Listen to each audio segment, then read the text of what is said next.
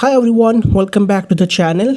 If you want to permanently delete your Google account but you are not sure how to do it, don't worry. In this quick guide, I'll walk you through the exact steps to delete your Google account from your PC or Mac. First, open any browser on your computer, then look at the top right corner and click on your profile icon. From there, go to manage your Google account. Now on the left side, click on Data and Privacy. Scroll down slowly and at the bottom you will find the option Delete your Google account. Go ahead and click on it. Now verify your account to continue.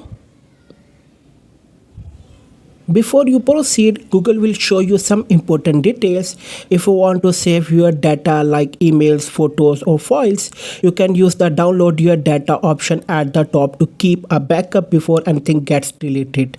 As you scroll further, you'll also see a clear warning showing what data and services will be removed once the account is deleted. Make sure to review it carefully so you know exactly what you are losing. Finally, at the bottom, you'll see two confirmation checkbox. Just tick both of them and then click on Delete Account. And that's it. Once you complete this step, your Google account will be scheduled for permanent deletion and you won't be able to use any Google services linked to it anymore.